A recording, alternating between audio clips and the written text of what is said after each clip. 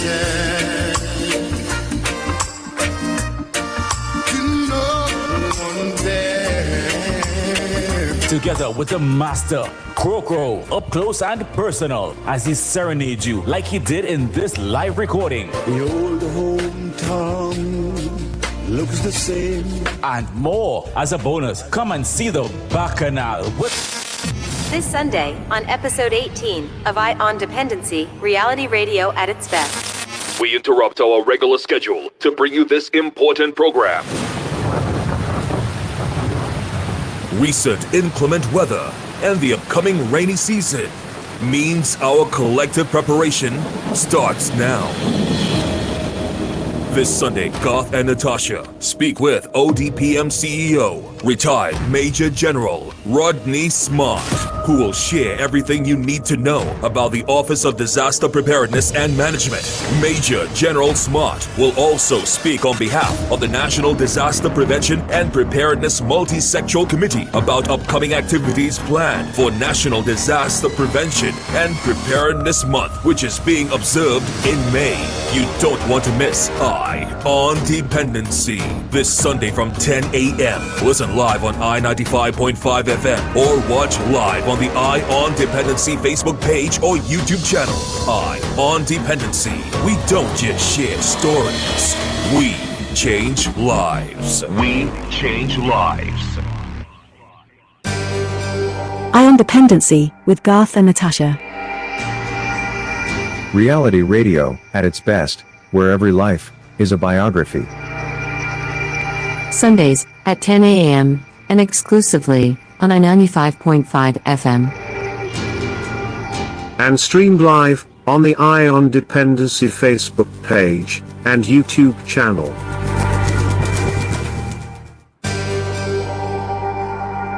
Good morning, Trinidad and Tobago, and welcome to On Dependency, right here on I-95.5 FM, live on the On Dependency Facebook page and YouTube channel. Good morning, Natasha. Good morning, Garth. Good morning, Trinidad and Tobago. We have quite a lot to get through this morning, so I think yes, let's on get today's, it started. on today's program, we have Chief Executive Officer of the Office of Disaster Preparedness and Management. You know them as the ODPM.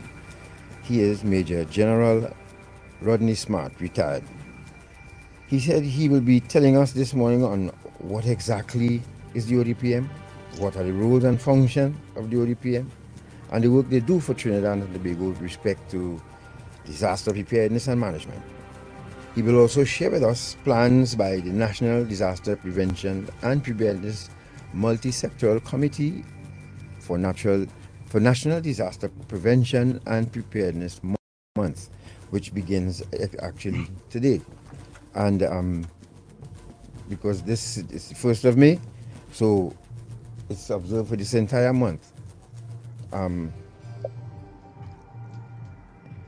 So this is what we, and this should, with the start of the rainy season soon, there are a lot of things. We experienced some bad weather last week, and boy, oh boy, that traffic on Ryson Road was horrible. I'm talking about standstill for nearly an hour, and it was people had to turn around. And so, of course, the Major General will speak to everything that you need to know this morning. We have lots of images and videos to show you, and so we have to go full speed ahead this morning.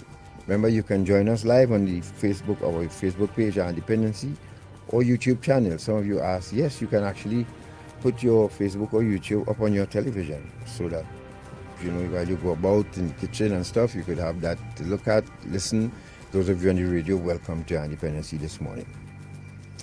So let's get right into it, folks, and I'm sure we have the Major General online, but before we introduce them to you all, we have something to share with you as well. We do have a video to share with you, so short man, if you could just please play that first video, that 2-minute video, and then we'll come back to the Major General. Yes, and while you're all getting prepared to log on, those of you on the radio, I would say we welcome you as well, so you can listen as usual, but let's go to that short video. Good morning again, folks. Go ahead, Joe. Disasters don't wait until we are ready. They continue to evolve around us, and while some can spare your life, they can create long-term economic and social disruptions. The Office of Disaster Preparedness and Management, ODPM, as the National Disaster Coordinating Agency for Trinidad and Tobago, together with its stakeholders and partners, is transforming the landscape of the disaster management sector for the nation, to align with the International 2015 to 2030 Sendai Framework, and its Sustainable Development Goals. This ensures a substantial reduction in the loss of lives, livelihoods, and property damage, as a result of the various hazards we experience, or in the event of a catastrophic disaster.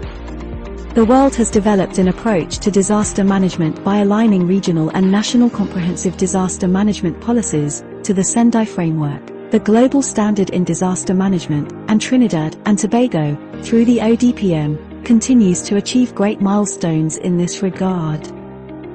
The foundation of a strong disaster-resilient nation is built on resilient people, good governance, adaptive systems, plans, and policies, as well as effective strategies.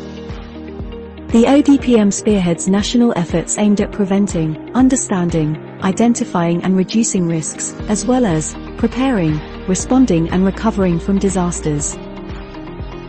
Through an all-of-society approach to coordinating response efforts nationally, regionally, and internationally, the ODPM continues to make significant enhancements towards these goals by implementing new effective strategies, which focuses on disaster risk reduction, DRR, and disaster risk management, DRM.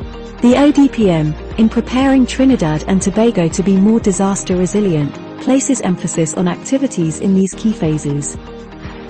Pre-disaster, during disaster, post-disaster. These activities are executed through the comprehensive disaster management cycle, which encompasses these critical areas. 1. Prevention. 2. Mitigation. 3. Preparedness.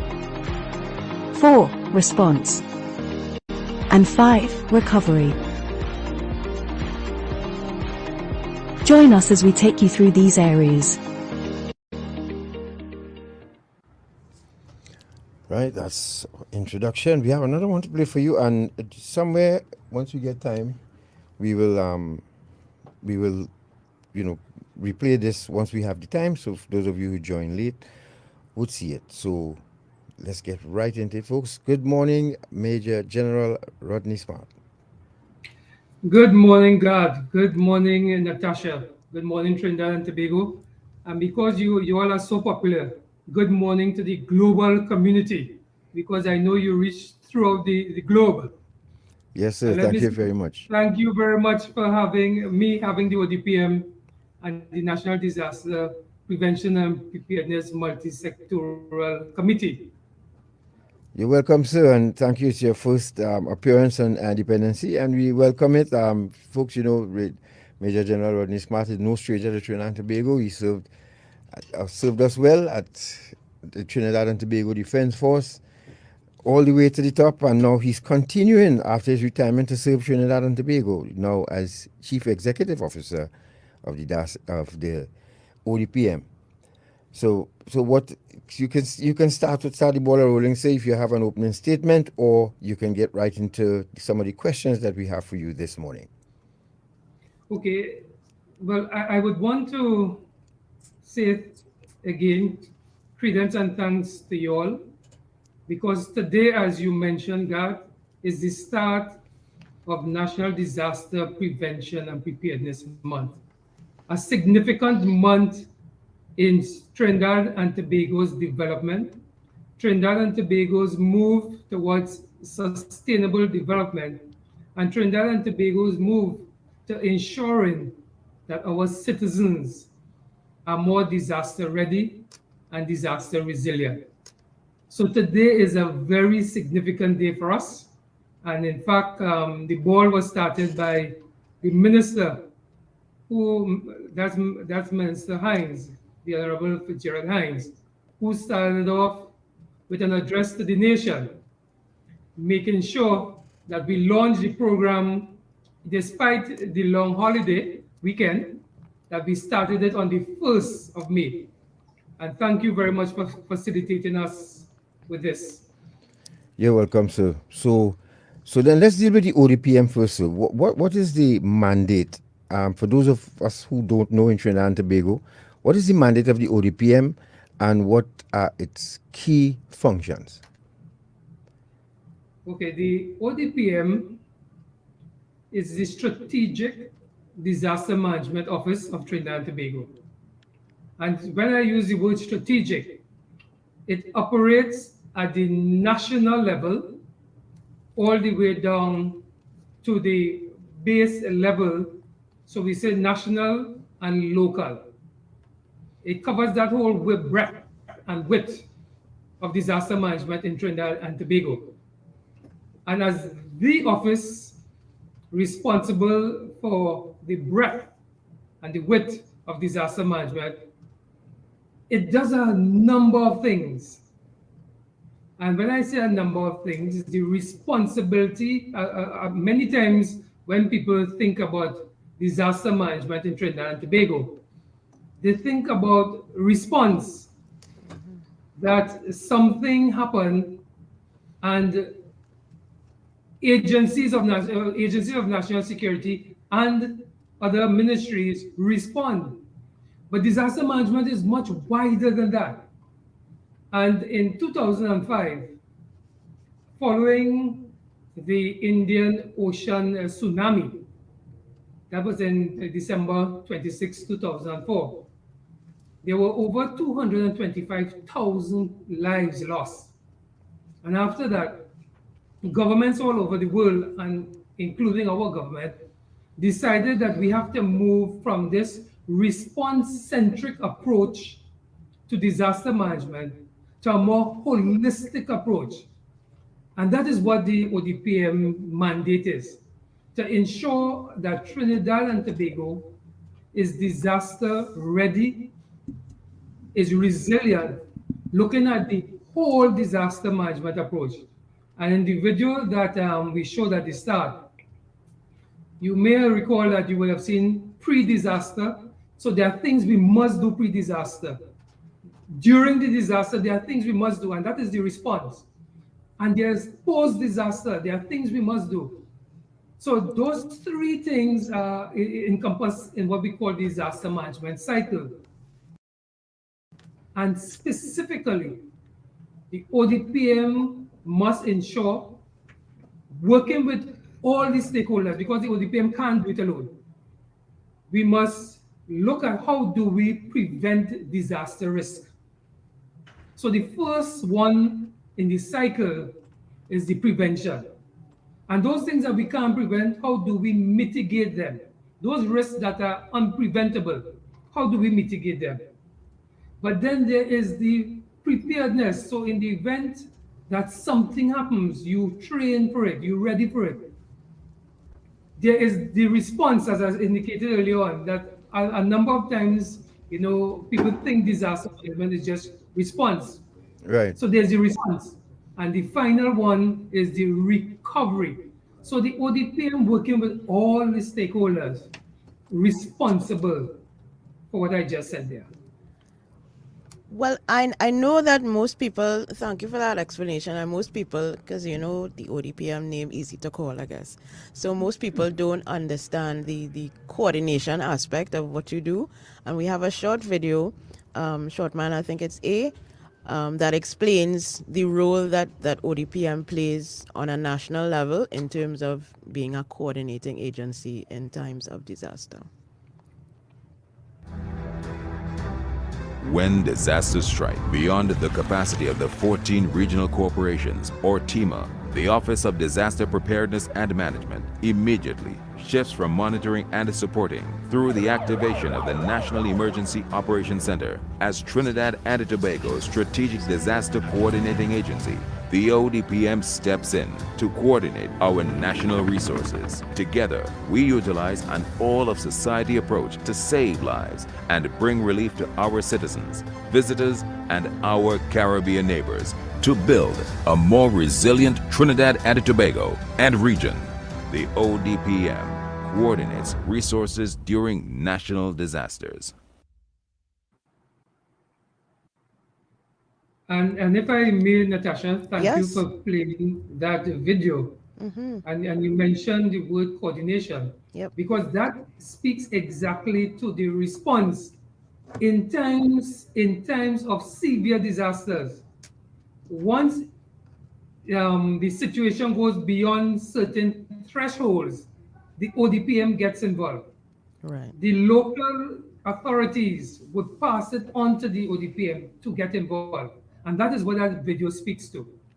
And critically important, because, and hopefully I'll get to elaborate on this later on, because a response may require international support. Somebody would need to bring those people together as well, and regional support. So that is really the strategic, and hence the reason I use the word strategic role of the ODPM. Yep. No, sir. What we're looking at Trinidad and Tobago now, and what are some of the hazards that that affect or could potentially affect Trinidad and Tobago? And while you're chatting, Shortman, while you explaining, so Shortman have some videos that he will put up for us to see. Yeah. But could you explain, sir, what are some of the hazards that affect or could Sure. potentially affect us? Certainly. And I'm happy you mentioned Shortman, because I should also say thanks to Shortman, because he is the man who's making sure that we can see all these videos and images. Yes. So Shortman, I don't know if you hear me. If you are, much appreciated. So the Trinidad and Tobago follows what is known as the major hazard settings throughout the world. So we have biological hazards. We are right now going through a pandemic. The pandemic is the COVID-19 is a biological hazard. And we would recall we have the pandemic now, but we had Ebola a few years ago, etc. Fortunately, it didn't reach Trinidad and Tobago, but we were preparing for it. So always we have to be mindful of the biological hazards. Because Trinidad and Tobago is an industrialized society, in fact, among the English-speaking Caribbean, is probably the most industrialized. One of the things we also have that some countries in the Caribbean don't have is the challenge of chemical hazards. We have chemical plants down at Point Lisas, Right. and in other places in Trinidad, and we have to be ever mindful that that is one of the hazards we face, and be prepared in the event it happens to be dealt. Then we have environmental hazards. You showing floodwaters there, and sometimes the flooding is so extensive, it damages the biodiversity of our country. So you may recall last year, we would have had, and this is what people call the first time they've seen floods like that in some areas of northwest Trinidad and Tobago, Trinidad.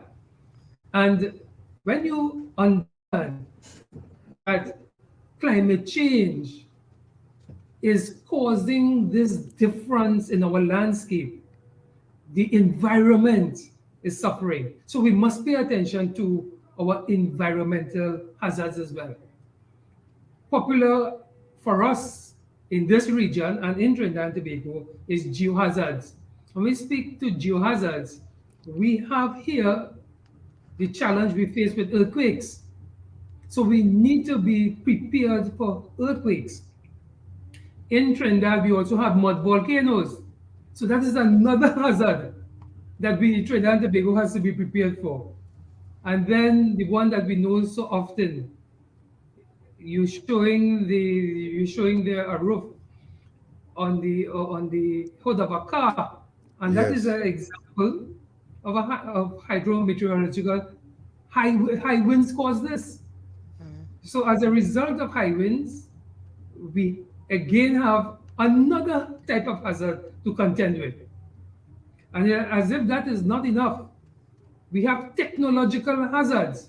You would recall recently we had a power outage in February. Yes. And that would be considered a technological hazard. And then if I could round it off and say societal hazards. Sometimes people go and live in areas that they should not live, and we may have heavy rainfall. And as a result of where they live, societal, we have challenges faced by those persons. We have challenges faced by the response agencies. So that's another type of hazard. Right. One that I'm not too sure that has impacted Trinidad and Tobago, and the astronomers could probably speak to this, is extraterrestrial. Those hazards, such as meteorites and asteroids, that come from outside our environment, out in space and enter into the Earth atmosphere. I don't know that we are affected by that yet, but again, it's something we have to be mindful of. So Trinidad and Tobago, you can say, is a hazard-prone country. With all these hazards we have to contend with. And you know, sorry, Natasha. It's funny that you would outline all of these potentials, and the one that I think we know a hurricane is coming, we know when a storm is coming, we know all, but an earthquake, sir, that's one that that one comes like a thief in the night, so to speak. 1 minute you're sitting, next minute you're shaking all over the place. Yes. And I think that is one that still mankind really cannot wrap their minds around how to deal with that. All we have to do is respond to that. Mm-hmm. And so that's what you would call the geohazard type. Right. And with earthquakes are what we call sudden impact hazards. They are slow onset and they are sudden impact hazards. Earthquakes is the sudden one, and so far we have not been able, and when I say we in the world have not been able to predict whether earthquake is going to occur. So you hit the nail on the head. Excuse me. You hit the nail on the head. Can't predict that, boy. If you're just joining us, you're listening to Dependency, and we are speaking with the Chief Executive Officer of the Office Disaster Preparedness and Management unit at the ODPM. He is retired Major General Rodney Smart. You have any questions as well? He has his able-bodied staff standing by to answer them for you. You can post them on Facebook or YouTube and ask your questions, and I'm sure they will try to answer during or even after the radio program. The program is over, all right? So I wanted to ask the Major General one quick question. You mentioned Trinidad and Tobago being hazard prone, but are we at an increased risk because of our position as a small island state in the Caribbean, and one nation that feels the effects of climate change more drastically than our neighbors to the north and south? Well, and thanks for that question, Natasha. Our neighbors to the north and south would say that they are probably in a worse situation than we are. Because one of the things of a society in terms of its hazard, you mentioned hazard prone, the thing about it is its coping capacity. Right. So that though we could consider ourselves mid-size in the region among the Caribbean states, we can consider there are a number of smaller states than we are, and climate change is affecting the entire globe. So they have been having a pounding, especially with hurricanes. Last year, you would recall that we had a situation where we had to respond to in St. Vincent, we had the volcano situation, but that was followed by the impact of winds that carried the ash to other countries. Yes. So, this whole region is considered to be the second most hazard prone in the world. Wow. So all of us are feeling the effects. All of us. Which is why. No, I was just gonna say, which is why it's important for us to coordinate as a region as well, and Very to true. help our fellow CARICOM neighbors and others Very when true. these disasters Very strike. true. Very true. And you know, sometimes we have members of our society who don't understand and appreciate the importance of that. And the question is asked, so if it happened to us, will they come? And I often say, yes, they will come, because Trinidad has been a very benevolent state when it comes to other societies. Indeed. We have been responding over the past 50, 60 years to other states. And I am sure that they will come to Trinidad and Tobago support. Let's hope nothing happens though. Indeed. We just have one video to play on this topic, rains and high winds. It's video G, short man, you could just run that. It's just a H. minute long. Oh, H, sorry. Video H. And I must have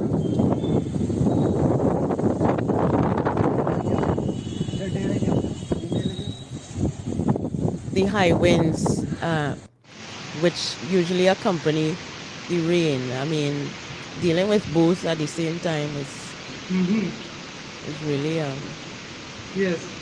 And it's what do you call cascading effects, because it starts not as high wind. Dude, that coming straight. Oh, morning. Dude, cut that. The pressure on this window, I don't trust it. No, I can't ain't much pressure here. It's that side I'm worried about.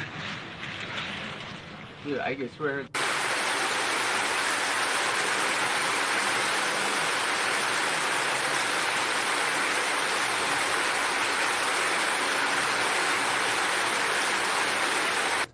See, I don't mind if we show this again. This just freak me out all the time, you know. You know, especially when I see a roof take its leave and decide, you know. It's scary. You know, and I can imagine for people who live in the areas that you describe who are not supposed to be there, how their hearts are in their hands when this kind of wind and rain starts even pounding. the neighbors, when you know you're afraid of going outside for fear something is gonna fly through the air and knock you out, you know. Look Dude, that coming straight. How many people in that house? If there are people in that house, I don't trust it. what is happening with them? I mean, No, I can't ain't much pressure here. scary. It's that side I'm worried about. Scary stuff. Dude, I can swear. That's some scary stuff, man. Honestly.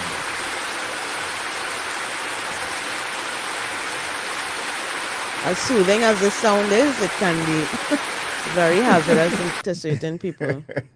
And understanding, as I was saying before, that so it starts off as high wind, accompanied probably later on by rain, accompanied by flooding, you name it, a number of cascading effects as a result of one hazard. And therefore, the importance of understanding why we have to become disaster resilient in Trinidad and Tobago. But just allow me to make one point. I don't know if it was captured. The video was playing at the same time. I was saying, I want to say thanks to my staff and the staff of the Ministry of National Security for sharing all these videos and images with you all. Thanks to your staff too for having us work overtime yesterday. And I apologize. But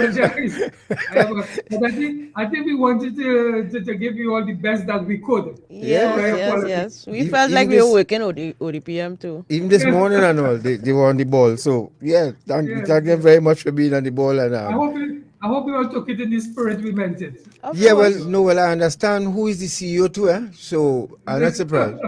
as they say in a different place, you go ahead and pass and spread bad rake. No, but I just have to warn the staff of the ODPM that Major General Rodney started a staff masker. You're supposed to know that by now. So I'm sure they're well aware. And anything that if you have to take night to make something happen, you have the right CEO to do that. So let's move on before I've been accused of spreading more bad rake. In the event that Trinidad and Tobago experiences a serious disaster, for example, like hurricane, earthquake, how you all plan? How will this be managed? And of course, we'll show people that video again. But could you explain how will all of this be managed? Okay, if I may just take one at a time. So Sure. let's have hurricane, for example, because it's two different types of hazards. So the responses are a bit different. So in the case, in all instances, if it is a situation where we recognize it is at a level of intensity that there's great destruction, there's loss of lives, the economy is challenged, and just imagine the disaster seen from other countries.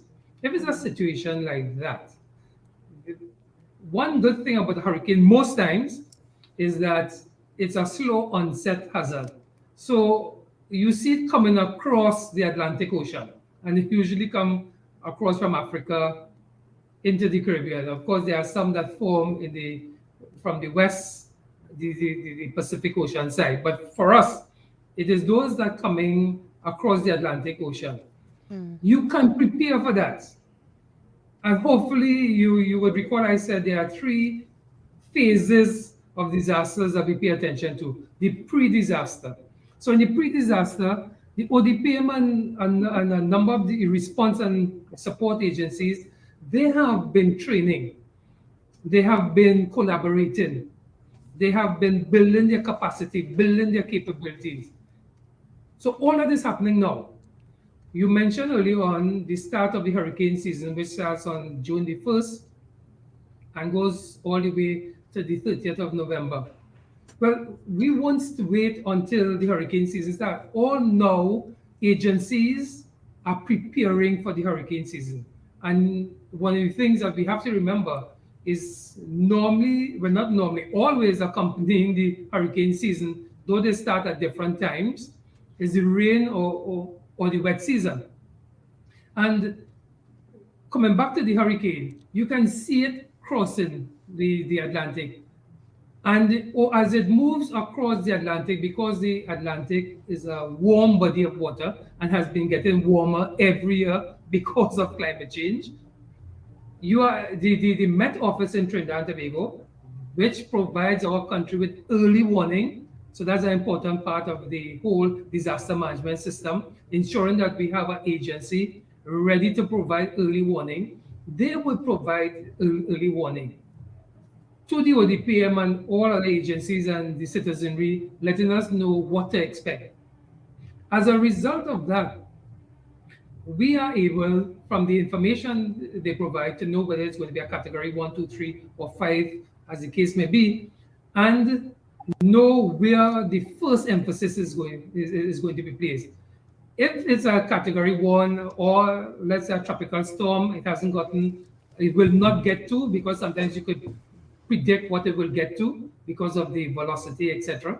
If it doesn't get to, if it remains a tropical storm, most of the time it is what we call a localized emergency situation. We won't call it a disaster, because to be a disaster, generally it has to be in the region 3, 4, 5. But again, these things you can't predict. But it speaks to, we have a national level response and a local level response. And in the case of the hurricane, here is where the local response will be provided by the disaster management units of the Ministry of Local Government, Ministry of Rural Development and Local Government, and the various response agencies, the fire service, the police, etc. We call it a level 1 situation. We also have, if that situation moves beyond what their capacity is. For example, the disaster management units, and there are 14 disaster management units in the 14 corporations, as well as TEMA, the Tobago Emergency Management Agency in Tobago.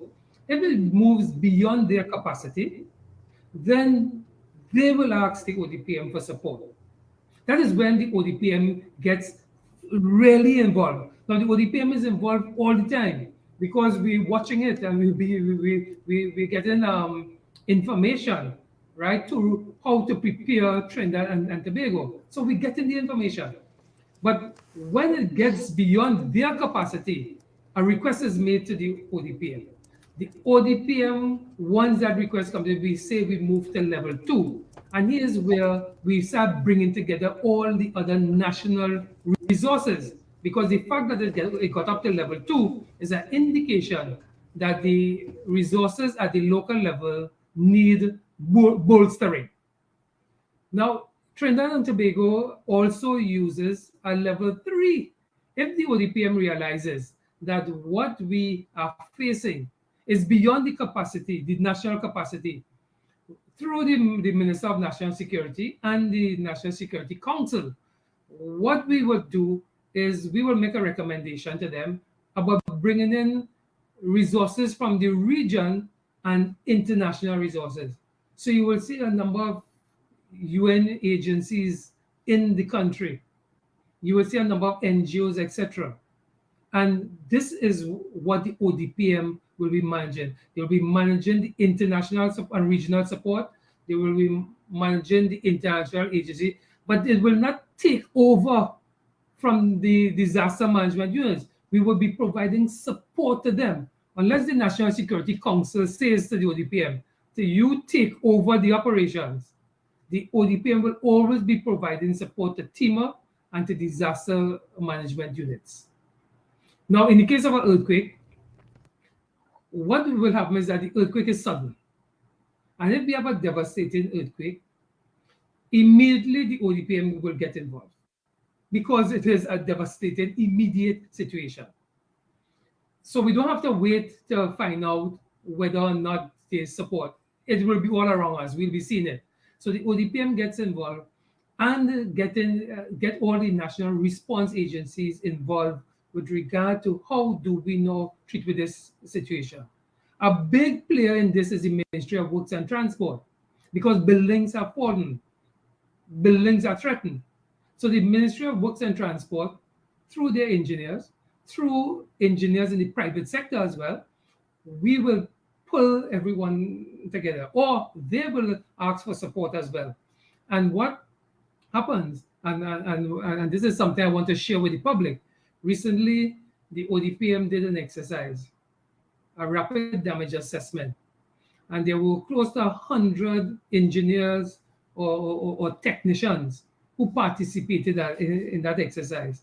And it was through an organization called Miyamoto, through support from the USAID. And we were able to have a session that increased the capacity of our local engineers, so that in the event of a massive earthquake, we have people who are able to go around immediately and see the type of damage that has been caused by the earthquake and what buildings need to be evacuated immediately, what need to be demolished, etc. So there's capacity nationally for our country. Don't have to wait for people to do that. We have search and rescue. We have people who are trained in search and rescue, because with these collapsed buildings, people will be trapped under them.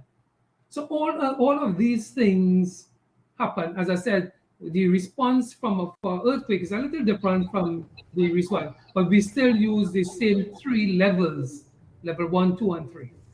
Now, so just speaking there, and if you're just joining us, folks, you're listening to Dependency, of course, and we are speaking with the CEO of the ODPM, Major General Rodney Smart, retired, and he quite clear as everything that you need to know in his head, and he's letting you know that here this morning with the support of his staff.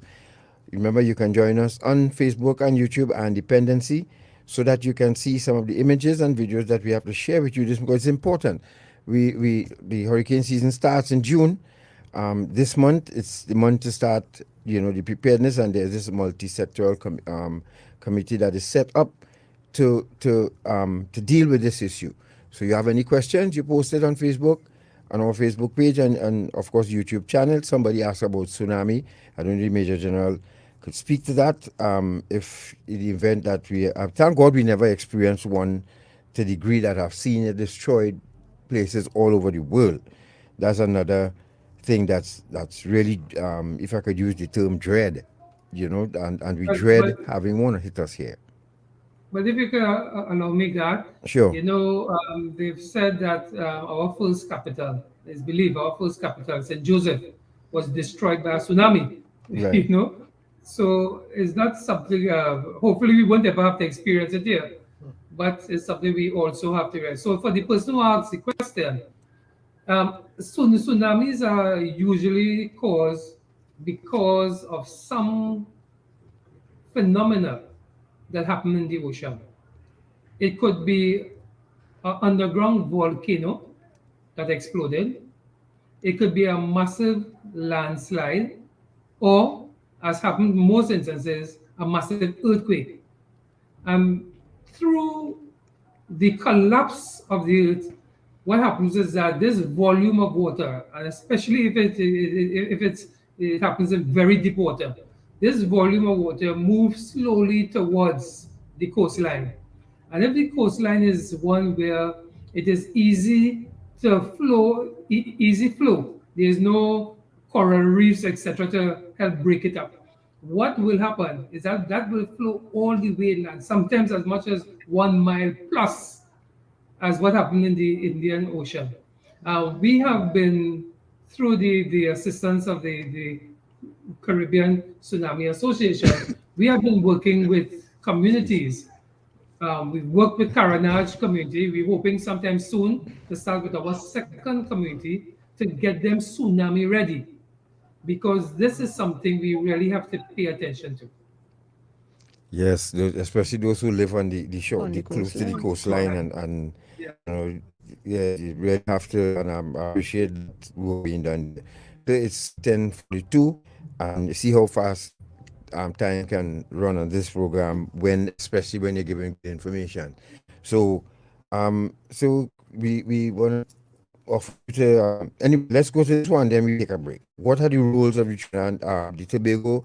That's the Emergency Tobago Management Agency. Emergency Yes, Management Tobago Agency, Disaster Management Unit, and the Ministry of Rural Development and Local Government. Do have a video to play. So before I answer that question, sir, let's go to that video. Jay Shortman. Sure.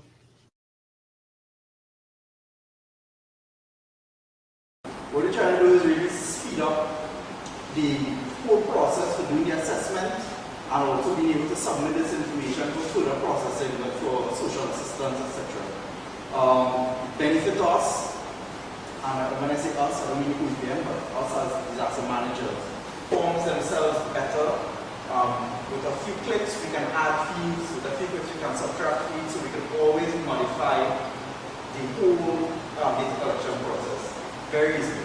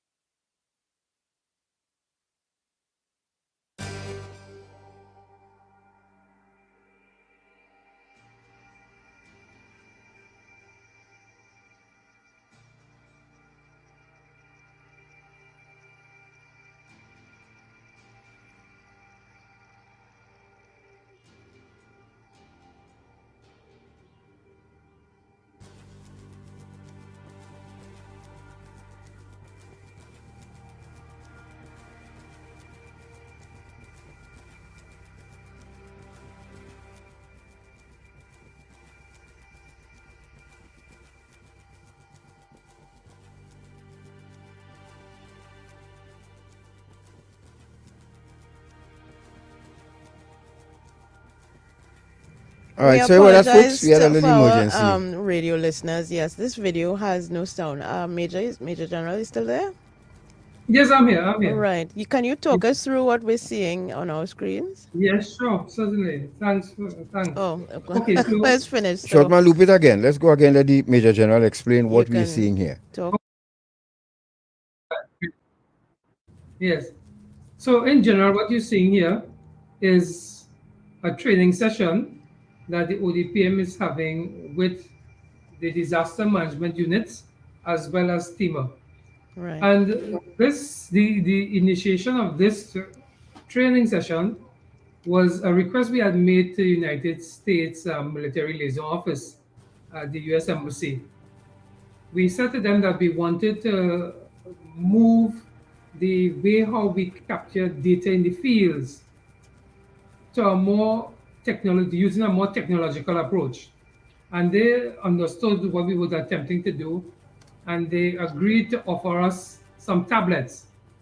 And what we're doing here is that the training session with the tablets is taking place, so that when incidents take place in the fields, the disaster management units and TEMA will be able to go out in the field, send the information forward instantaneously. Because the important thing of disaster management, one of the most important things is information, getting information to help you make decisions. Yeah. And through this approach, they are able, once deployed, to send back information to their headquarters, to our headquarters, so that we could get a holistic picture of what is happening and know where we need to prioritize our actions. Right. So this year is about capacity building, right? Through one of our partners, we are able to work with the local level response agencies and build capacity for Trinidad and Tobago. So this speaks to just one of the areas that the local level agencies get involved in. But when a flood takes place, you spoke about Ryson Road earlier on, Garth. Yes, sir. So the disaster management unit that will respond to that, because the flood takes place within a community, within a regional corporation. And they are going to respond to it. The Ministry of Works and Transport as well has a role to play, because you have to make sure that the drains are cleared, etc. The river courses are cleared as well. The result of what the work that they all do, to answer your question directly, what do? They help communities become more disaster resilient. They respond as well. They develop plans for communities. So when a community has to respond to a disaster, they're responding to it with a disaster plan. As well as in the event communities have to evacuate people, because remember, we have vulnerable populations. Yes. So they are the ones who are at the front end of dealing with disaster situation or emergencies. It may not reach a disaster, but on a daily basis, they're dealing with emergency situation. So TEMA has a little different, well, I'll say higher capacity than most of our disaster management, because it's an island on its own. Yeah. Right. Whereas in Trinidad and Tobago, there's the fire, the police, etc. There's a lot of capacity here. TEMA on its own, using the capacity in Tobago, right, is a bit broader in terms of their spectrum and the scope. But they are all capable. All our disaster management units and TEMA are capable at the local level. Sure. Now we have some images of TEMA and the DMUs, and could you show that, please? And for those of you that's joining us, you're listening to Dependency, and we are speaking with Chief Executive Officer of the ODPM, retired Major General Rodney Smart, who's taken us through very comprehensive and giving very comprehensive explanations on what you see some images here again with the taking care of a fallen tree. And this is one of the regular occurrences that happen in Tobago. And happened last year, quite a few trees. Because when the trees fall, they block the road, so the people are unable to traverse. Right. And especially on the northwestern side of Tobago, you have a number of fallen trees, right? Once the rain starts to fall and it saturates the ground, you're going to have fallen trees. Once that breeze pick up, it will happen. Next image, one. Yes, this is one of the things that TEMA, as well as the disaster management units, do here. Right. And Lavendale, perfect example. Sorry? No, I was just gonna ask. Someone has a question from our YouTube channel. Crystal is asking about a siren system that could be Yes. used to alert the country. Do we have that kind of alert system nationally or Right. locally? Yes. Okay. So what we are doing now is we are working with SIDIMA with a view to developing that system. It's called a multi-hazard early warning system. Right. So Diego, in Scarborough, there's a system that allows that to happen. So there are sirens, etc., and it all goes back to TIMA. We want to do the same kind of thing in Trinidad. So we've done these studies have been done, and now we're going to be working on getting the funding to start off in the various districts to develop that multi-hazard early warning system. Right. We're also looking at working on that in Piparo. You know, Piparo has the mud volcano. Yes. So that is something we've been trying to work on. So yes, plans are in place. The assessments have been done. Well, the assessments continue, and you can see that in the next few years in Trinidad, and more in Tobago, because it's really a bit concentrated there. Yes, because especially you right with the volcano, tsunami, there's that is important. Is let's say it choose to happen like 3 in the morning when everyone is sleeping. Correct. Correct. At least they will be familiar with this sound, Yes. which means, hit the ground running. Yes. Right. And in fact, in through the negotiations we've been able to do with the Caribbean Tsunami Institute, we have recently received from them an alarm system that's going to go in one of the schools in the Carenage area, right? Okay. And that is one of the things that the ODPM do. We are able to negotiate well, and we want to say thanks to our partners, because Trinidad and Tobago, as a small society, disaster management is very costly. That same alarm system. When we began doing some pricing, it was amazingly expensive. So you have to, negotiate with these institutions, these international institutions, and the Caribbean institutions, Right. so you can build capacity in your country. All right. So All right. I think now is a good time for us to take our first break. let's Let's get a sip of water and everything, Yes. and you stay right there, sir. Those of you who, again, you can send your questions and comments to our Facebook page or YouTube channel, and remember to subscribe and like the YouTube channel so that when we have further programs, you will be alerted of what we're doing next. So let's give the Major General a little break. We're going to take a break, and we'll be back. Stay right there. Thank you very much. You're welcome, sir.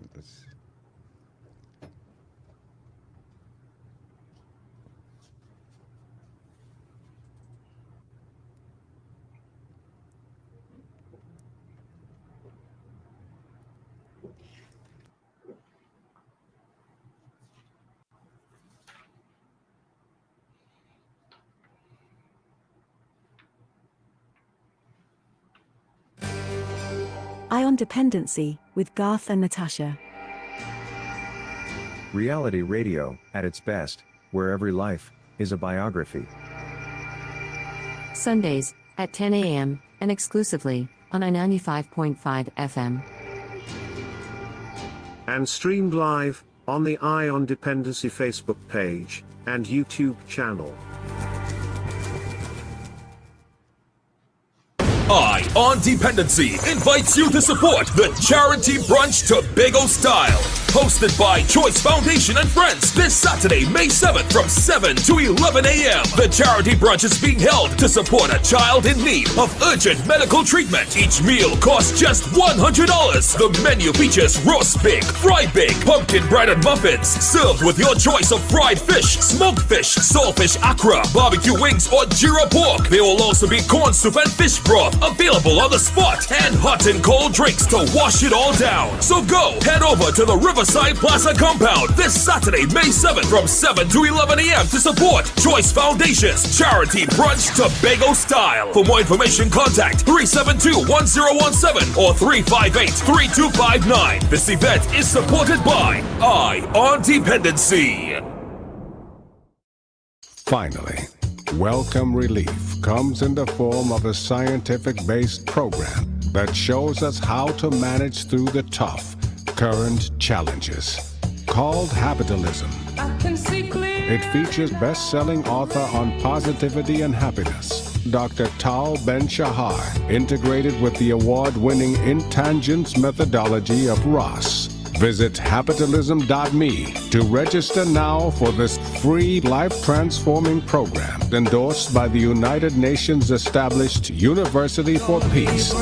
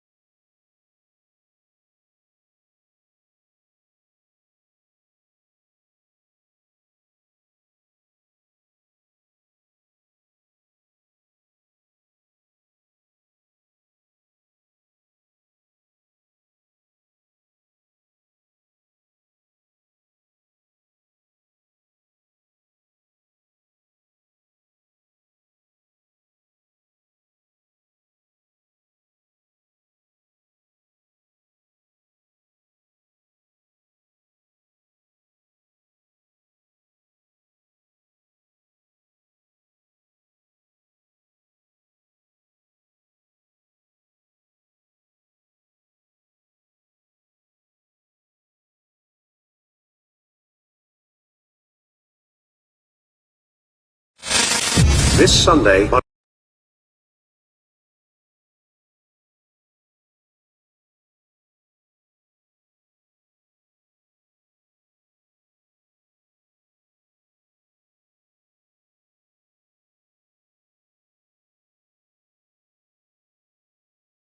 like 163 other countries, 68 countries, to the what is known as the Senate framework. But that is the blueprint that the world has agreed they're going to follow between 2015 to 2030. And we have signed on to that. And we are implementing priorities that they speak to. The first one is understanding the risk, countries understanding the risk that they face. The second one is about developing the governance structures. The same thing I was speaking about earlier, the importance of governance. The third one is investing, and you heard me speak about investing, so I won't say anything else on that. And the final one is preparing for disasters, preparing for recovery. So immediately when I speak to those, you will realize how much of our projects I just spoke about align to this same Sendai framework. So that's the international requirement. Regionally now, we are a member of the Caribbean Disaster Emergency Management Agency. We are one of 20 states, and Trinidad and Tobago is responsible for the southern sub-region.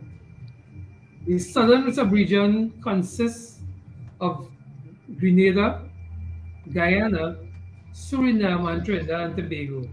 And Trinidad and Tobago, the ODPM, is the coordinator in the event something should happen in one of those states. Right. So last year, we had a situation where Guyana and Suriname, both in our sub-region, would have faced intense flooding. And Trinidad and Tobago would have been involved with SIDIMA in terms of helping those countries. In fact, I went to Guyana to assist with SIDIMA in providing support to Guyana as a result of the flooding.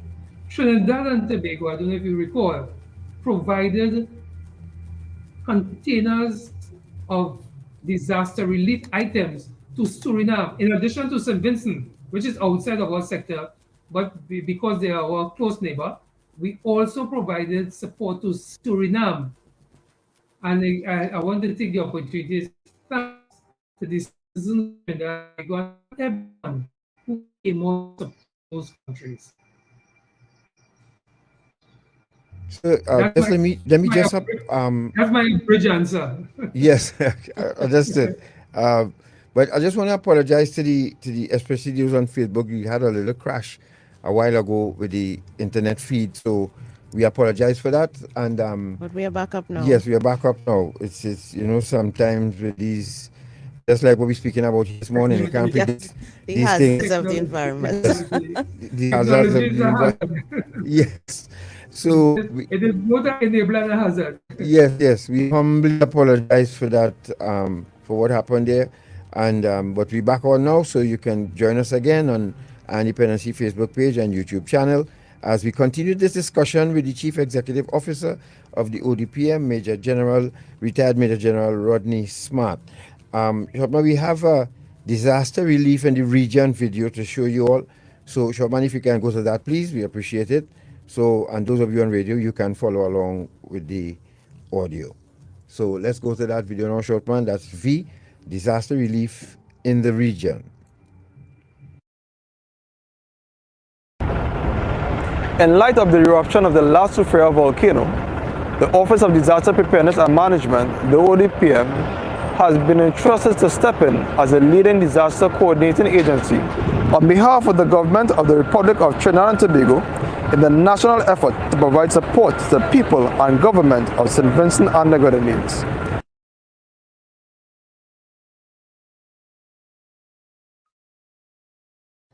Can you talk us through this? There's no audio at this point.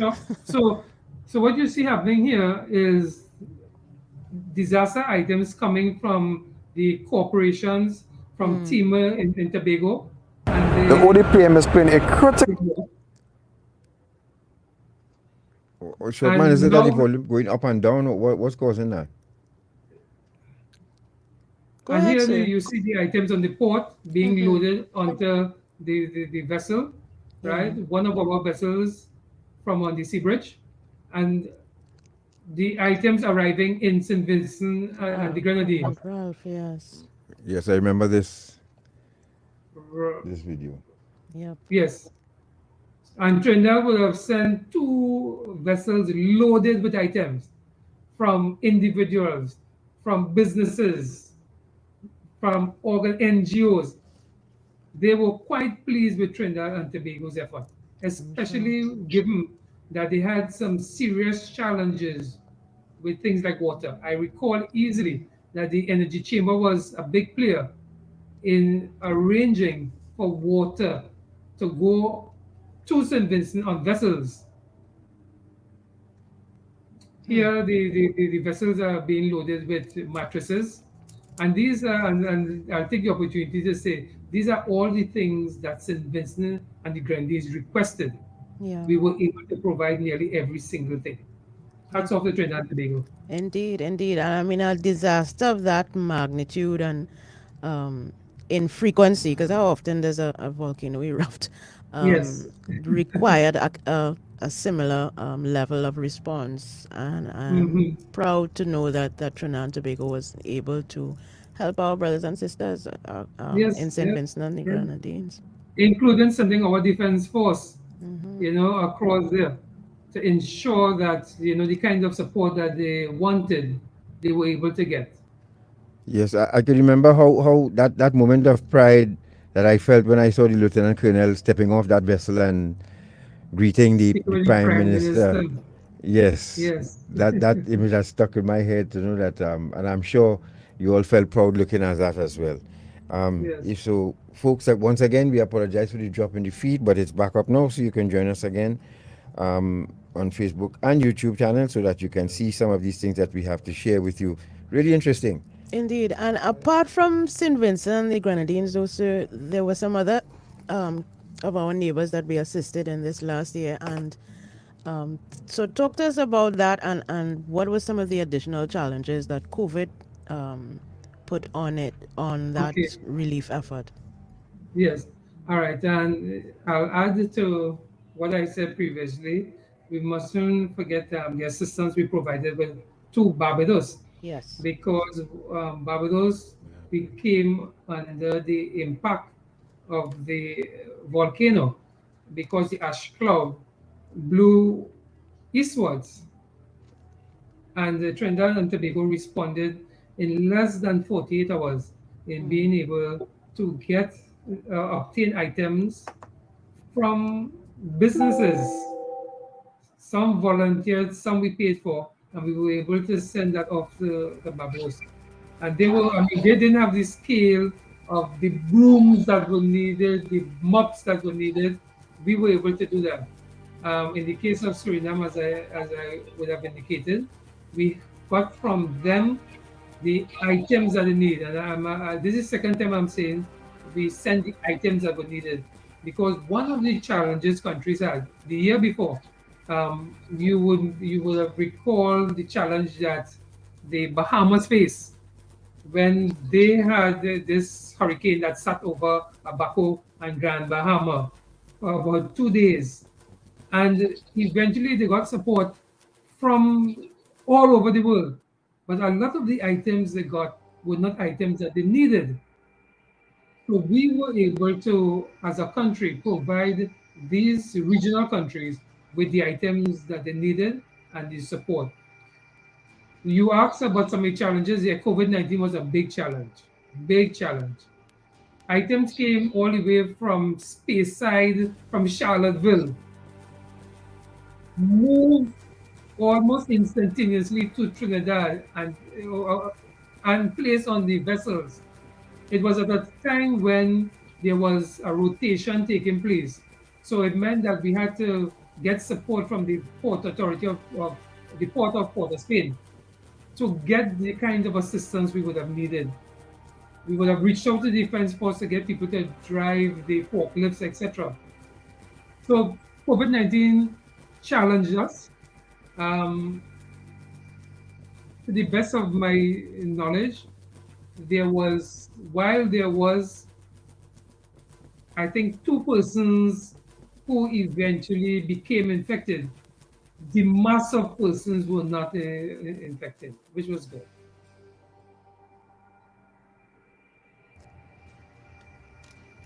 Wonderful, wonderful. So it's so much. I hope the citizenry actually appreciating all of this information that you're bringing to the table here, and they have more appreciation now for the ODPM and the work that you all do. The name only comes up in times of disaster and what the ODPM doing and the this and the that, but it's a whole lot.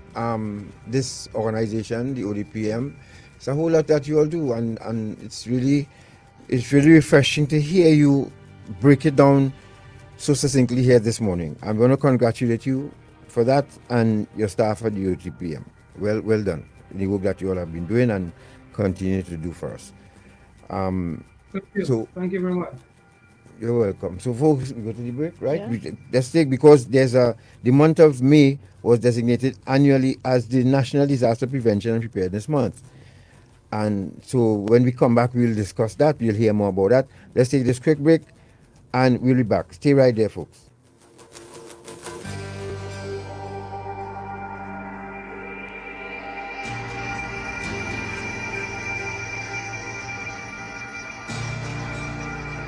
Go, sona. I come in and don't give me no attitude there. You have Shiana manners, boy. I wish I had your touch, boy. You have to groom them. First, you have to target them. Scope them out. See if they have low self-esteem, family problems, Then you move in and gain the trust. I like your glasses. After that, you feel a need. Some of them like nice things like fancy phones, hairdos, clothes, food. It have ones who only looking for somebody to care and listen to their problems. You feel me? What's important though, you have to isolate them from the people. Let them believe it's all about you and them. I care about you. Then you get through. Nice. Look one right there. Try thing now.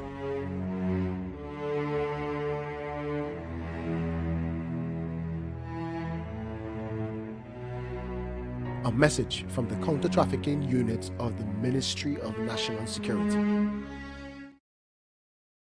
Finally, Welcome Relief comes in the form of a scientific-based program that shows us how to manage through the tough, current challenges. Called Habitalism. It features best-selling author on positivity and happiness, Dr. Tal Ben-Shahar, integrated with the award-winning Intangents methodology of Ross. Visit habitalism.me to register now for this free life-transforming program endorsed by the United Nations established University for Peace. Gifted by Guardian Group. Live easy.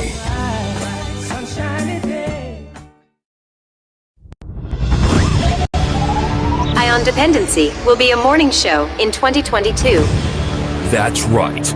On Dependency marks 20 years on the air. We're taking our groundbreaking brand of radio to a whole new audience. From the team that took you inside prisons in the UK. I was being held and charged for conspiracy to import cocaine into the UK. We spoke with men and women who have paid for their crimes. They didn't tell me if I bring him back and I get catch, I'll get 14 years imprisonment. They didn't say that. We brought you the glamour of feature film. I do have a package to drop off in Trinidad. For you, Alejandro, anything. I will pay you each 5,000 euros. And the squalor of death row. It's a common person from a case in the High Court in Port of Spain, and it was in common when you get from the gate. And of course, the testimonies of men and women with drug use disorders. I was quite devastated and got involved with the wrong company. The man who I used to deal with, he gave me a job to drive him around. Just to go and buy cocaine and smoke cocaine.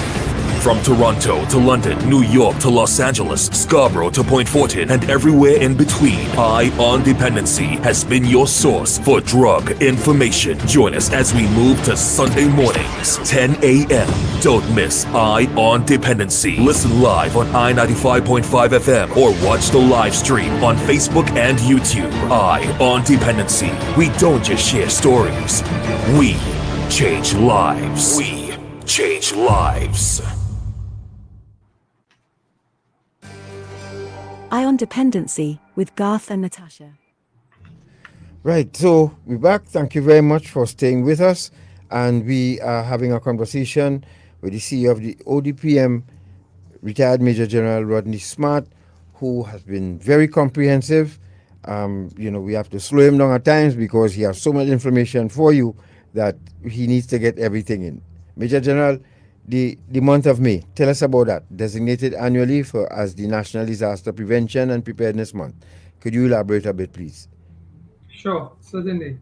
And the month of May was selected as the month where we want to get Trinidad and Tobago prepared for the upcoming Atlantic hurricane season, which you will have remembered I said before, from June the 1st to November the 30th. But at the same time, correspondingly, the rainy or wet season, as some people call it. And because this is a period where we suffer the most disaster losses, we would have gone to the Minister of National Security and suggested to him that we establish the month of May to prepare our nation.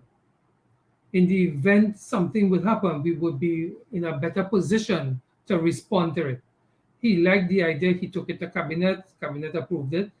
And what we were able to do was get cabinet to also agree that this would be done through a multi-sector committee.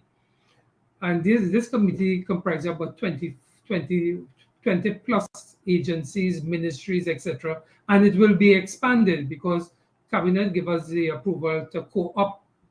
So right now the focus is on the government side of it, but we are also hoping to bring in the private sector and the NGOs, the international agencies that are resident here in Trinidad and Tobago. So the month intent is that because we recognize what was happening in other societies, climate change, intense hurricanes, etc., we wanted to make sure that our whole society got on board. So the plan is that we would do things that would touch individuals, touch families, touch businesses, touch all the organizations and interests of Trinidad and Tobago, even those overseas, that we will get them together to start doing things. This year, the program we've developed, and each week has a theme. And before I speak to the week theme, I should speak to the overall theme, is to be prepared, be secure, be ready. That's the theme for the month. And each week we have a theme, and the theme for week 1, which started today, is know your risk. What are those risks you have as an individual, as a household, as a business place? What are those risks you have? So get to know your risk. In week 2, we speak to making a plan. Or if you have a plan, reviewing your emergency plan, or coming up with a business continuity plan. So the second week is focused on planning.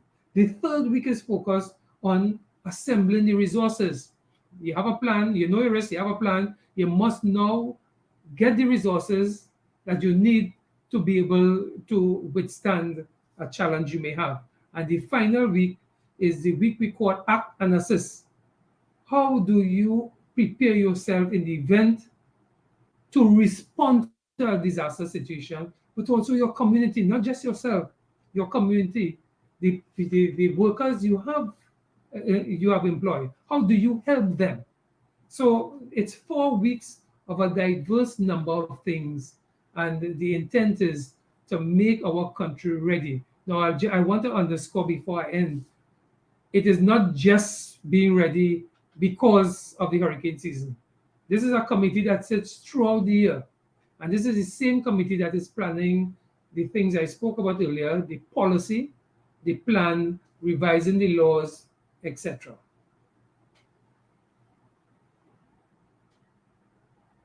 Have I lost y'all? No.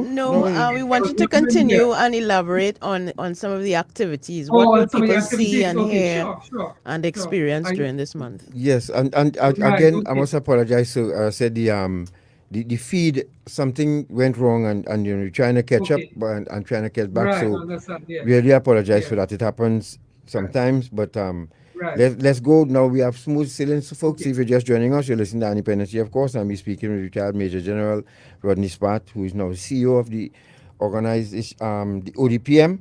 And to keep it short, and let's go now to the activities that are planned for the how can persons become involved.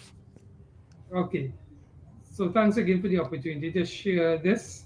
And I was just trying to be condensed, but thanks for the opportunity. Understood. So the day started with the launch of the month by the minister last evening. You have heard me say that.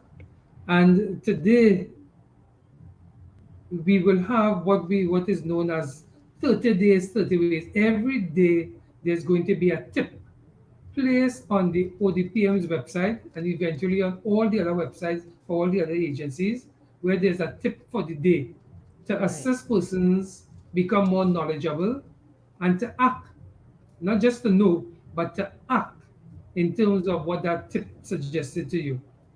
Tomorrow is the Eid holiday, and we say Eid Mubarak to the Muslim community. We won't have anything on that day except for the observance of the day.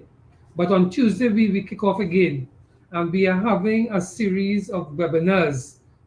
On Tuesday, the webinars speak to disaster and climate change risk. You don't want to knowing what your risks are. And here we're speaking about those risks that will be impacting on you for a long time to come, for generations. So you want to become more mindful. We will also be doing a school evacuation drill. I will not name the school. We want it to be a surprise so that it's effective. On Wednesday, we're going to be doing some community announcements throughout the village of Mafiking. And we're going to launch a youth competition at the same time. We're going to launch a video on Thursday about risk.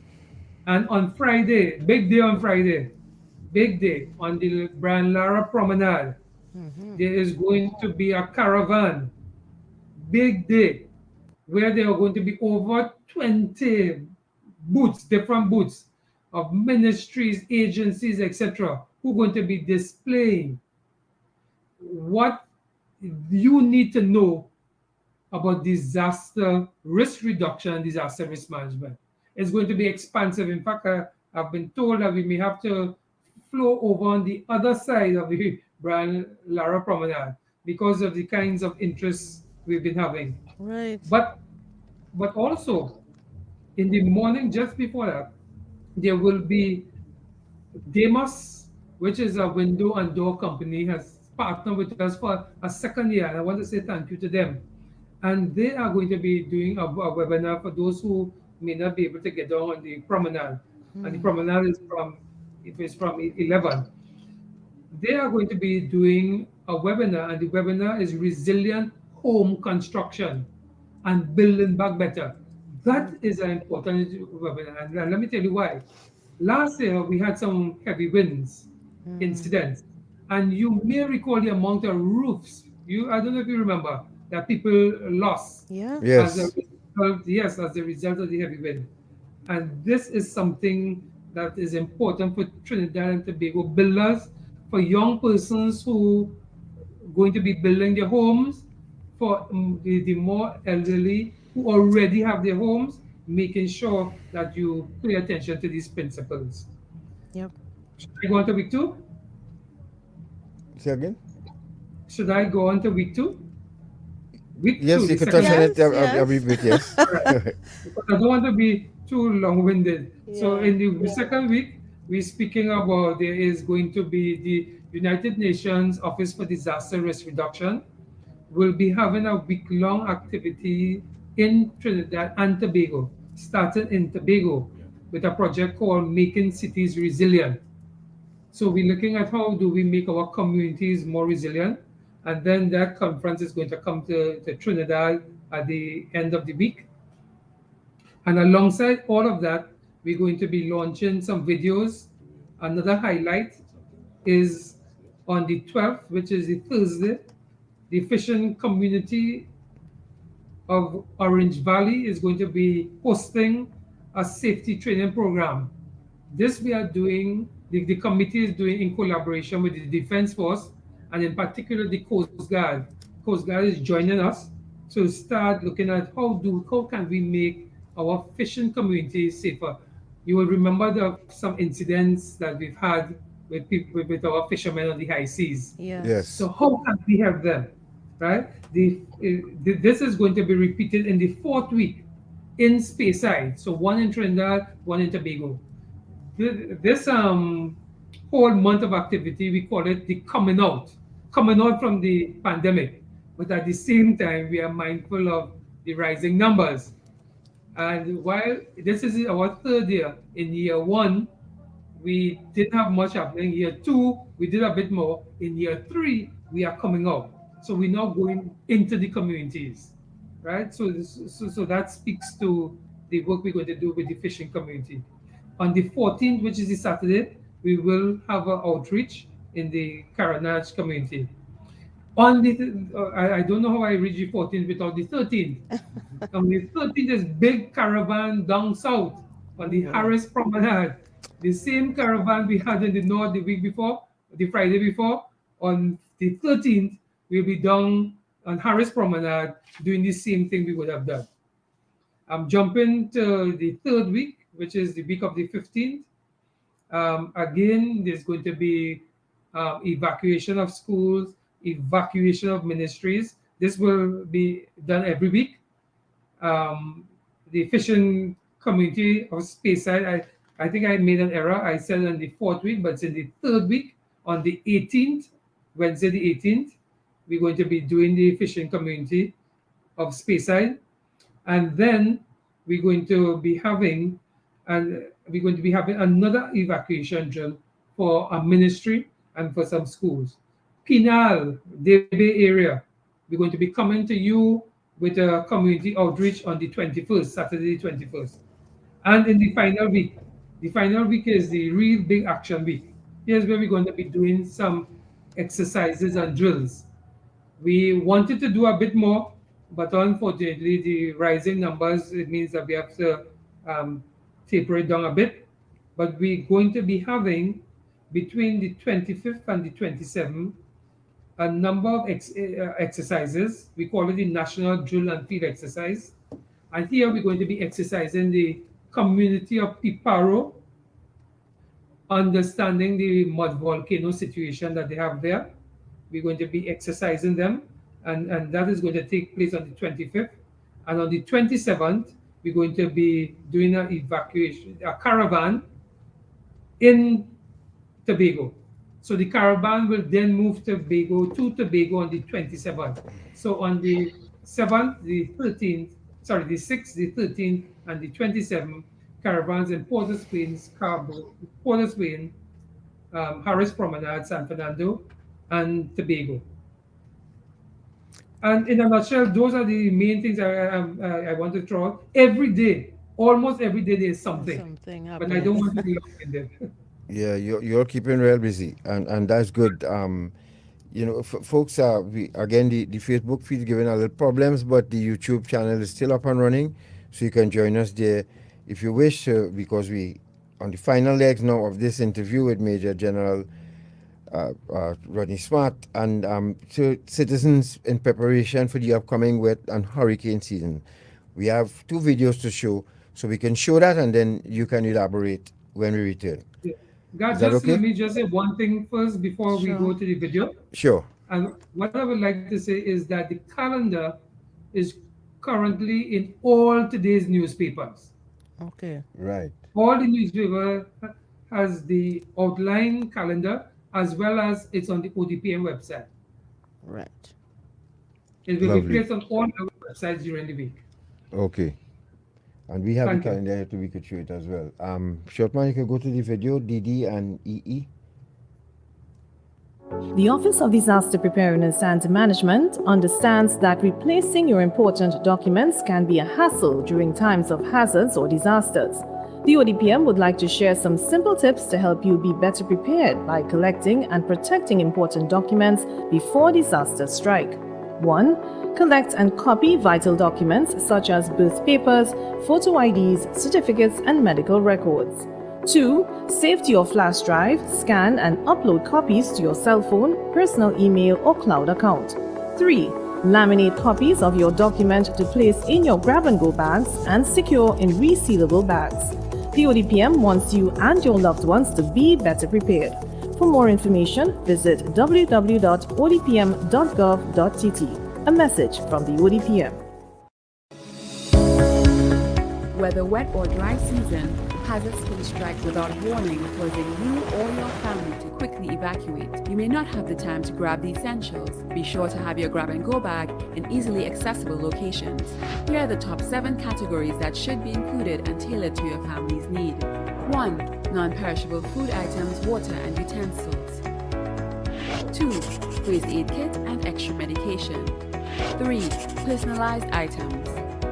4. Change of clothing and comfortable footwear. 5.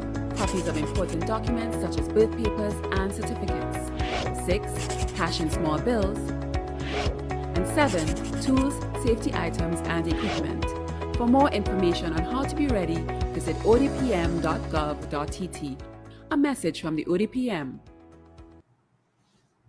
Right. So we were seeing them clear on this side, so on the YouTube and Facebook. Okay. All right. I didn't see it. Yeah. You weren't Okay. seeing it. Yeah, I said Right. we having but you know it's at least the audio and the radio Right, audience yes, it's important. they are hearing us, and we thank God for that. There's always the and I didn't see that there, but you must include a battery powered radio in that setup, right? Yes. Right. Hand cranked or battery powered. Right. Which one you recommend more, the hand crank or the battery power? The hand crank could always keep going, but batteries could run out at times, right? Right. So have both. have both. Redundancy. You know, you from the military. Yes. Redundancy. How do national agencies prepare to manage disaster situations? And while the Major General is speaking, you can Shortman, you can put up the images. But so how do national agencies prepare to manage these, disaster situations? Yeah. And for us at the ODPM, it starts with an exercise that we do throughout the Caribbean region, where the Caribbean Disaster Emergency Management Agency start reaching out during this period here to the countries to find out what is known as the capabilities list. What are they capable of doing, with the aim of finding out where the gaps are. Are there gaps? Should there be a situation during that period, during the year? They have to respond. So there's a capabilities inquiry done throughout the region, and this is followed by an exercise. The regional countries get together and do an exercise. The ODPM will do a national exercise. So we develop an exercise for all our national agencies, and this sometimes is as much as 6 exercises, one after the other. And the exercises usually build up. We call it. We do the crawl, walk, run process. Start very slow, pick up the tempo, and then end up with a big exercise. And that is one of the things that you just heard me speak about. The exercises in Piparo and Caranage are national exercises. So now we are moving from exercises on tabletop, what we know as tabletop exercises, so we are actually going back into the fields now.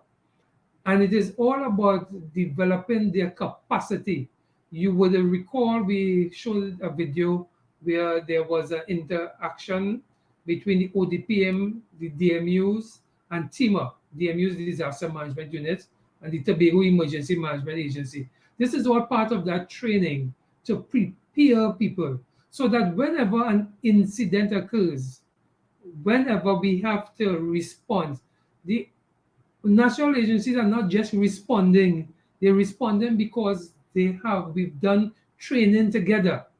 We have a plan, we have plans in place, and we are responding in a way that we have already trained for.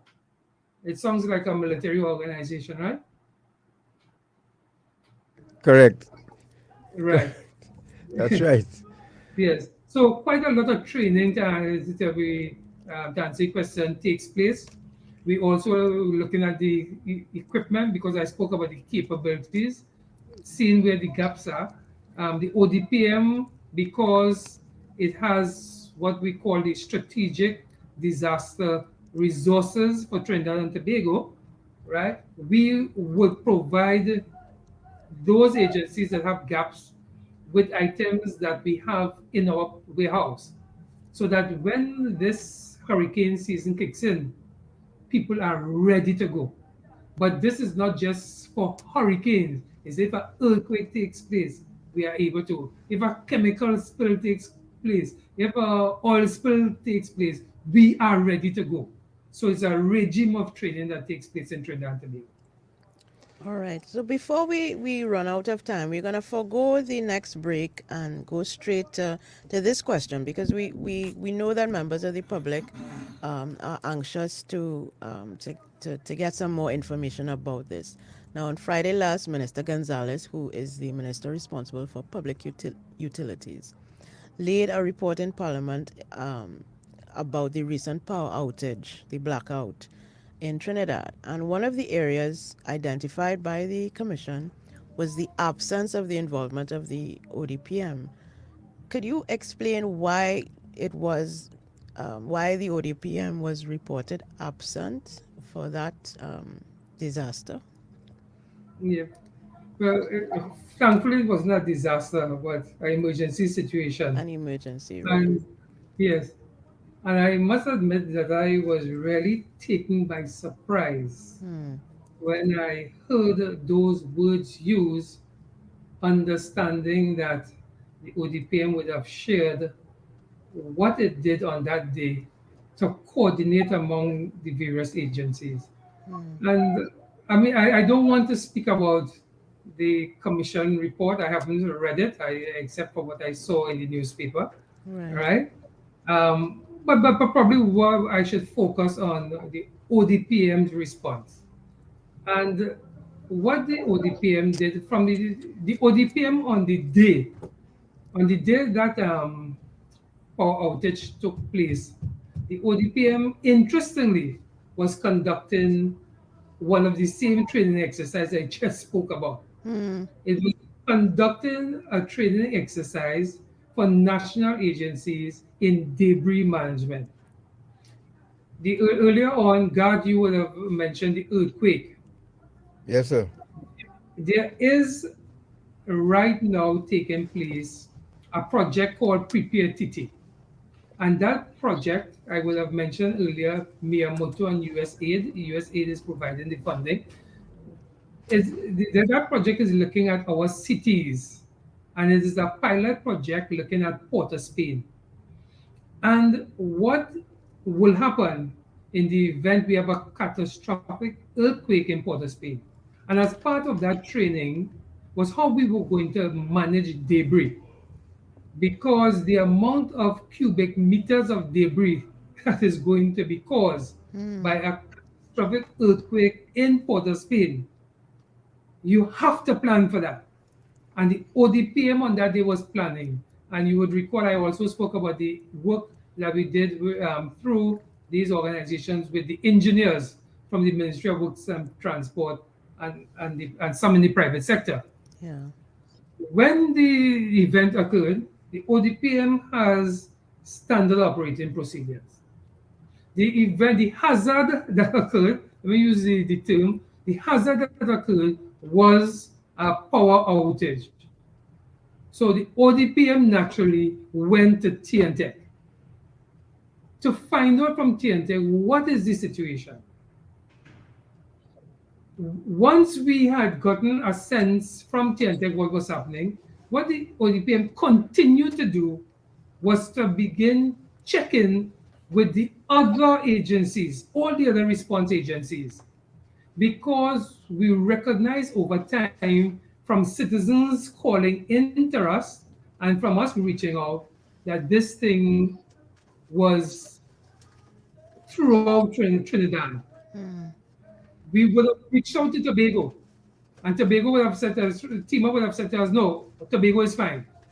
So what the ODPM is doing is trying to get what you call situational awareness, so that we can share information with the various agencies on what is happening. Now, I don't know if this was on the report, but one of the important factors that would have impacted persons' organization responses was the initial assessment that this thing was going to last 2 to 3 hours. That would have shaped how persons, how organizations would have responded. But the ODPM continued checking in with the various agencies, because that checking in means we are sharing information with them and they are sharing information with us. The unit that is responsible for in a situation like that is TNTech. It is a level 1. It is like if right now we're speaking electricity goes. It is TNTech. And TNTech as the authority, the national authority in Trinidad and Tobago, is developing a response both for the electricity situation, but also in the event other things need to happen. So the response system in Trinidad and Tobago, what is known as the National Response Framework, says the responsibility is at the sector lead. The sector lead in electricity is TNTech. I was so surprised when knowing how my young people work so hard in getting information, sharing information, helping units, one particular unit that needed support, getting the resource from our warehouse to support. I don't know if it was mentioned, as I said, I don't have the thing, but to hear that the ODPM was absent, I was shocked. And I know that this is information we shared. So I assume if it is correct, because I'm just using the information from the newspaper. If is indeed correct, then it means, I wonder if people understand the National Response Framework, which says that once the authority is incapable of handling the situation, it will then be passed to the ODPM. The ODPM cannot go and take over control of a situation like that from TNTech. The ODPM has to be linking with the authority to see what support they need, and if they do need the ODPM to take control. Nothing like that ever happened. So to hear that all that was done by, again, my young people, staying up through the night and assisting where they could and passing information, that the ODPM was absent. I said, I hope it was not an what was oversight. said. Because it was very disappointing to my team, right? And a total misunderstanding of the National Response Framework. It's like if the UN comes, the Trinidad and Tobago has a situation, and the UN comes to Trinidad and take over everything. The ODPM can't go and take over, right? What the TNTech, who is the lead agency, is doing. So to say that the ODPM was absent, and I really hope that that was not what it was. I mean, I think it's a disfavor to my team, right? Given that they did. And not the work only on the day, the work before, like I said, the training, because what we are responding to is training. This is how we train. This is how the national agency train. It is nothing, different, right? Once you can handle it, you handle it. If you cannot, then you would pass it on to the ODPM. Right. No, I mean, completely understood. It's as if it's similar to a situation where there's a fire and there's an agency that deals with fires. If they need assistance, they will reach out for assistance from the ODPM if they need it, right? To coordinate whatever. As the fire service has done from time to time. Whenever the fire service is in a situation that they need more water tankers, right? There have been occasions when the fire service has reached out to the ODPM, because one of the links that the ODPM has is with the Defense Force. The Defense Force has water tenders. So they know that this situation needs more resources than I have. So to not reach it, to say to the ODPM, you are expected to take over the fire in this instance. That this is not our national response framework, but also it is not the international standard. FEMA in the United States can't move into a state. FEMA is the Federal Emergency Management Agency, the equivalent to the ODPM. FEMA cannot move into a state and take over what is happening in a disaster situation, unless the state requests support of the President of the United States. It is the same model that Trinidad and Tobago has as the model all over the world. The ODPM cannot leave Trinidad and go and take over something in Tobago. Tobago Emergency Management must say, we need help, which they do from time to time, but it doesn't require the ODPM to take it over, right? Taking over is not one, it is never ever one of those things, except in, unless, as I said earlier, the National Security Council orders it, right?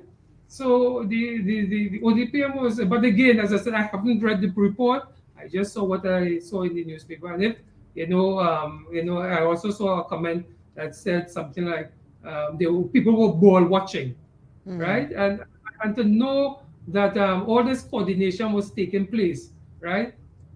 Information was being passed to the police where traffic lights were down, etc., right?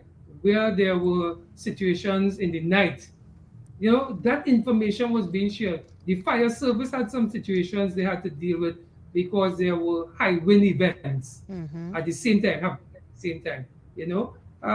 But as I say, it's unfortunate if that is what it is. The damage has been done, right? But hopefully lesson learned as well, so that in the event that this happens again. And that must be the most important thing. That must be the most important thing out of all of this. We must learn as a nation. And I will share with you, I said that there are things we do before, there are things we do during, and there are things we do after. And one of the things to an event like this is to have an after-action review. And the ODPM would have coordinated all the agencies who would have responded to do an after-action review, because that's where we get lessons learned, right? So we will certainly take what the commissioner said, and I will also say I would want to thank them, because they would have worked. The commissioners would have worked. I don't know what the report said, but they would have worked. So I want to commend them for the report. We will certainly be taking what they would have generated and what we would have generated from the after-action review.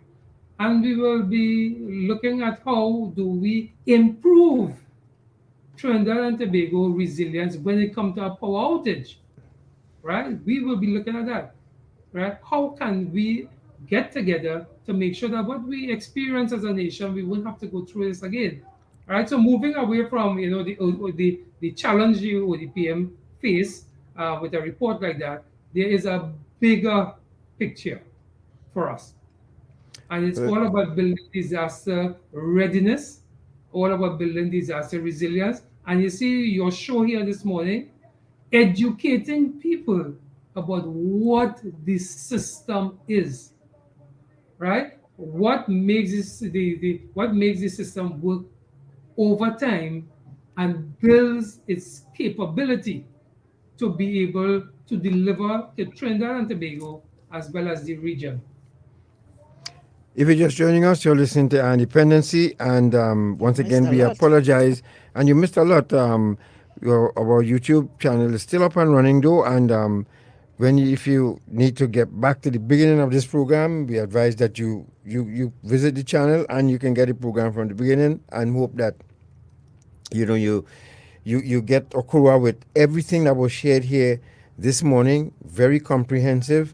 And we want to thank you for that response too, with regard to the blackout and what happened. Thank you very much for that response. I'm sure that the newsroom would have some in the news going forward from today and tomorrow and maybe the next day. But one of the ODPM's initiatives is a national volunteer program.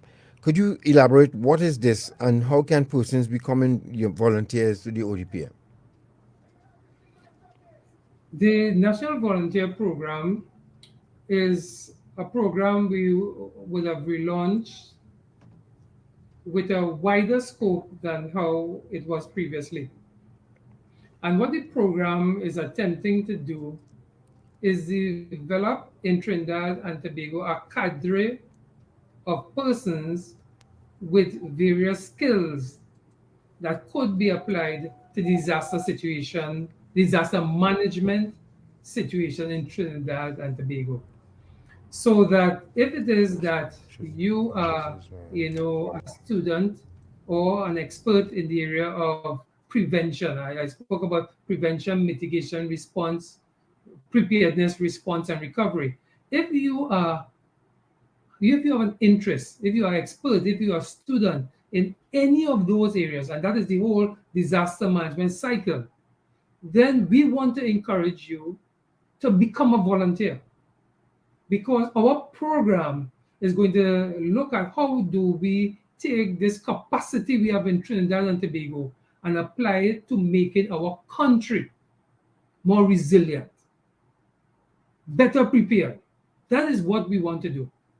So we know that there are people out there who would want to volunteer, and we want to encourage you to go to our website and do so. And I'm saying the ODPM, but there are also similar programs with the Disaster Management Unit. It's called the and Tobago Emergency Management Agency. They both call the CERT program, Community Emergency Response Team. So at the community level, we will have volunteers, and at the national level, we will have volunteers. When the ODPM has to respond, we will have response persons, but working with the ODPM all the time, would be these persons with these expertise or interests that will help us strengthen Trinidad and Tobago. This year is on the image you have is one of our volunteers helping package items to go to St. Vincent and the Grenadines. And I want to commend our volunteers and all the volunteers, in fact, for the work that they do free of charge to Trinidad and Tobago. This is, really commendable. Yes, Indeed, that's right. Indeed, and it's a lot of work. I mean, you have to be really committed. Yes, you do. One of my very good friends is a volunteer, and she does she is in the Samoa Regional Corporation, and she received her training, and she is prepared to help her family and her community in the event of a disaster as well. So it's very important, a skill as well that you can learn if you're willing, if you have the time to dedicate towards this kind of activity. Right. Yes. And of course, in communities, you must have one or two people who can actually keep the ship together. Yes. And keep everybody level-headed and coordinate stuff. And I think because the response starts at the community level. Right. Before the authorities could get in. It's at the community level. Yep. So how can members of the public contact the ODPM if they need to contact the ODPM. And well, of course, we have a video shot, man. You could show that, and then just put it on Yes, loop. It has and no if you audio, so yeah. Okay, and I can talk it through, yes. Yep. Because all the contact information is there, right? We always encourage people to go to our website, www.odpm.gov.tt. video SS short, man. I'll wait for the video to come up. Yeah. And once again, folks, we thank you for your patience this morning, and we will, it's obviously these technical difficulties we've been having. It's not very often it happens, but we appreciate Major General's patience, and of course you, our loyal viewers and listeners, your patience this morning with us, and we thank you once again. Apologies, I don't think he has the video, so can you just... All right. Sure. So the first one I would have given is www.odpm.gov.tt. We also have the Instagram, Facebook, Twitter, all the handles, right? As well, 800 ODPM is a telephone number in a disaster situation you could call, as well as the 511 number that we have. Right. They are all and this is the ODPM numbers at the local level, all the disaster management units, as well as TIMA in Tobago, right? They have their numbers up on their website, and I would want to encourage people to call them, because they are the ones who will respond, because they are in the community. Something happening local level. But if we always say, if you can't get through to them, call us, all right? And we will, using radios, right?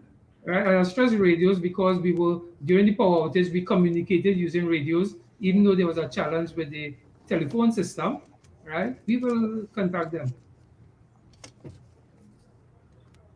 Still there? So can you hear us still? Yes, I'm hearing. Right. I'm hearing. Okay. So yes, so we have Major News at 12 coming up. So we'd like to thank you so much for your comprehensive, well-articulated points this morning on the ODPM. I hope people appreciate what you try to do. Trinidadians last minute, and they want again, what did you ODPM, and you did enough this morning. And we want to thank you so much, you and your staff, for your hard work. Keep up the good work.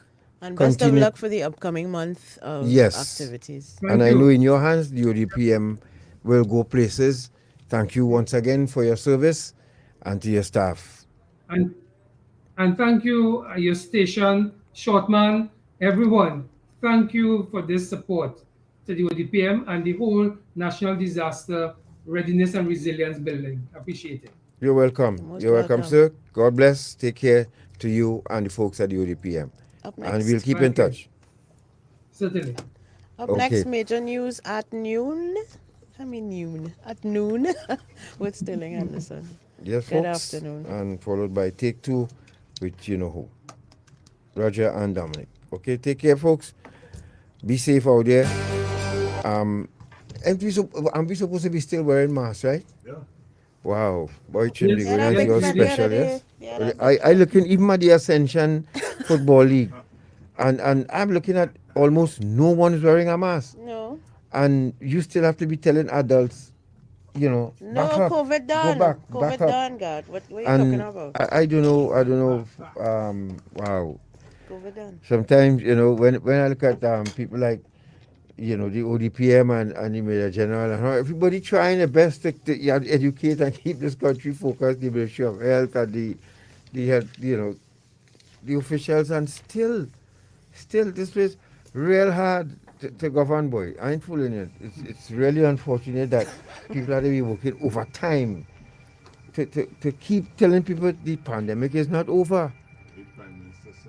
And it's not over, but you have to be telling adults, in lines, where, please, sir, back up 6 feet, 6 feet. But Trinidad somehow managed to bring 6 feet down to 2. Amazing. Have a good day, folks.